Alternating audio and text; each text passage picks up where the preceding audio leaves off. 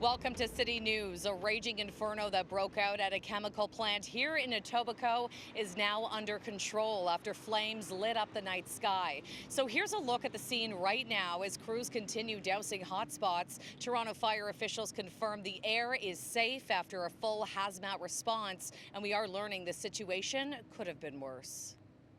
We were coming out of the casino. I looked in the sky and I seen a black cloud. I was like, God, what's going on? It's like a movie. It was like something out of a movie. It's incredible.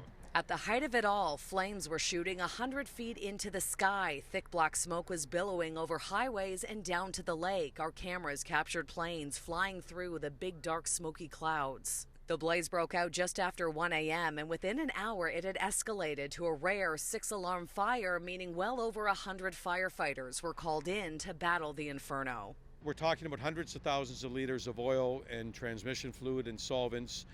There were a number of explosions throughout the night with propane tanks that were attached to forklifts, fuel tanks of trucks inside. Very early, the incident commanders, once we knew there was nobody inside, to the best of our knowledge, they pulled out and they went defensive given how quickly this fire spread, especially when the fire hit the roof and started to rapidly spread across. The plant that was burning belongs to a business called Brentag, and according to its website, the location here in Etobicoke houses hundreds of chemicals. Division Commander Dave Denisick says they got fast information from company reps, allowing crews to quickly strategize. There are different parts of the buildings where there are some solvents which would have been far more problematic for us. But because we had that information, we established a lot of what we call exposure lines, and we protected those areas very heavily to make sure the fire didn't get to those areas.